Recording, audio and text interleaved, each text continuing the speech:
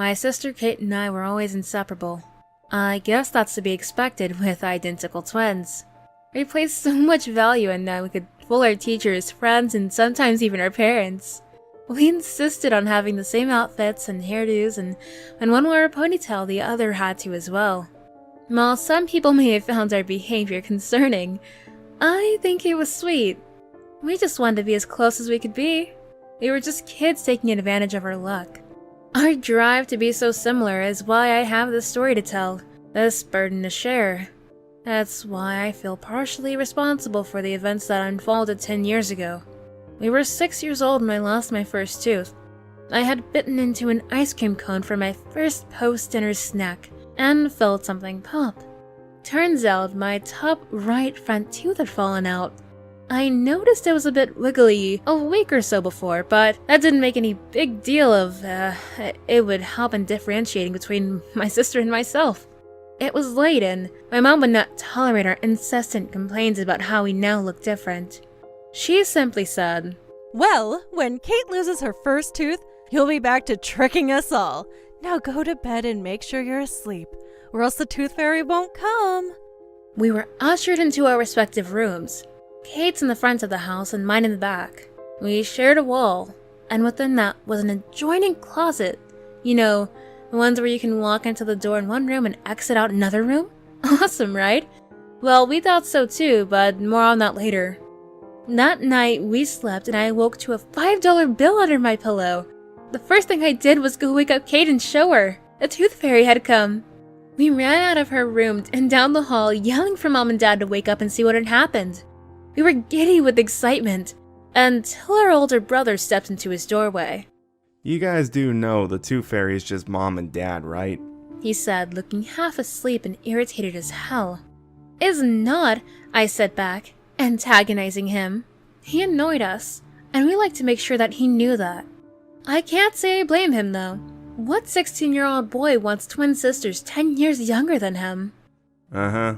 You go ahead and think that. But for God's sakes, shut up! And with that, he slammed the door. My mom came out and scolded him, but he sighed and gave up pretty quickly. "Wow, girls, look at that! Kelly, you'll have to save that for something special!" she said with a smile. "And Kate, I bet you are excited to lose a tooth now, too." We both nodded and ran back down the hallway to my room to place the money in the piggy bank. "Hey, Kaylee," Kate said. "Could you help me lose a tooth? Then we could get $10 and buy something really awesome." I looked at her and nodded, a grin forming on my face. Not half an hour later, we had Kate's right front tooth tied to a string attached to a doorknob. On the count of 3, I said, ready to slam the door. 1, 2, 3. And with that, I shoved as hard as I could. I heard an ear-splitting scream as Kate's tooth came flying out of her mouth, followed by a stream of blood and some tears.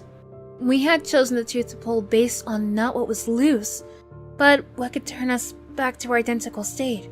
So I can only imagine how much it must have hurt.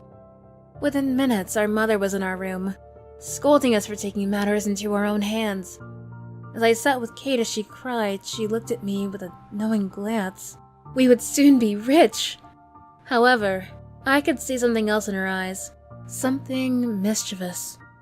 We talked it over in hushed voices. We planned to investigate what our brother had told us earlier. We refused to believe that the tooth fairy was our parents, but we knew we had to make sure. Our plan involved Kate and myself going to bed, and letting Kate fall asleep. After all, Mom had said that if I wasn't asleep, the tooth fairy wouldn't come for me. So, those rules had to apply for Kate as well. However, it would utilize a closet we were so lucky to have. I would go to my room, get put to bed, same as Kate.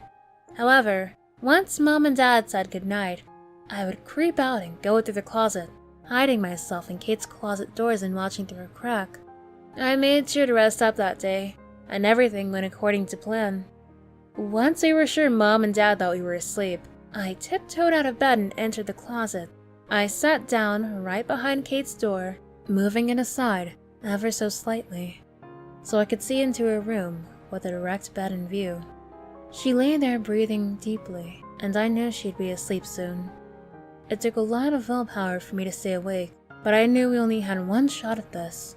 At least, until the next tooth was lost, and who knows how long that would be. I sat for what felt like hours, braiding and unbraiding my doll's hair and waiting for something to happen. When I felt my eyes get heavy, I would pinch my arm to stay awake. Around 2 a.m., the moment we had all been waiting for started to happen. Kate's window opened, and a dark figure stepped inside. I was a bit thrown off, as this figure was not adorned in a gown or spreading glitter as we had thought, but rather shadowy and hunched over, walking on feet instead of gliding wings. I saw it lift Kate up and reach under her pillow, placing something underneath it. I became incredibly frightened though, when instead of taking her tooth though, the figure slipped its arm under her neck and lifted her as my dad did when he carried us from a car nap. I wanted to scream, as I knew something wasn't right. I tried to find my voice, but couldn't. A lump had formed in my throat and I couldn't breathe. I saw the figure turn with Kate in its arms and return to the open window, climbing through it before turning around and shutting it. I immediately jumped up and ran to the window but saw nothing. I screamed for Mom and Dad and they came running in seconds. I told them Kate was gone, but couldn't utter any words. They began screaming too, running around in her room searching for her while I sat on my bed sobbing. My dad was on the phone talking to an emergency operator while Mom went to go to my brother, begging him if he had done some prank that was going on and that it wasn't funny. Amidst the chaos, I looked under Kate's pillow to see what the figure had placed there. Before I could inspect it though, Dad called me out of the room. The police had shown up in record time and wanted to know what I saw, as I was the one who had discovered Kate missing. I sat at the kitchen table in my mother's lap and tried to explain what had happened. I told them about the missing tooth, about our plans, and how we wanted to prove our brother wrong. After a little bit, the officers asked to speak with my parents as I was told to go to my room. My mom came in a few minutes later and sat down with me and a female officer that had questioned me. They wanted to hear my story again, as they had trouble understanding how it had happened. I reiterated it word for word, making sure they knew I wasn't imagining things. They told me it had to have been a dream, that I dozed off. There was no way someone could have gotten into Kate's locked second-story window so easily. I cried and told them it was true, that I'd been pinching myself the entire time, that I knew I wasn't dreaming. They decided I might have been traumatized and that I need some rest. I begged my mom to sleep in my room that night, and she agreed. She just had finished talking to the police and she would be in. I took that time to open the paper that I had found under Kate's pillow. It was an envelope with a note inside, not money as I had thought. I hastily opened the paper and read it. To my horror, in a messy script it said, "This is your one and only warning. Don't you dare pull a stunt like this again." Tonight will be 10 years since she was taken, and there still have been no clues as to what happened that night. However, I felt I needed to tell my story, as earlier this evening, I noticed a slight breeze coming from Kate's open window, one which my family had sealed shut a day after she disappeared.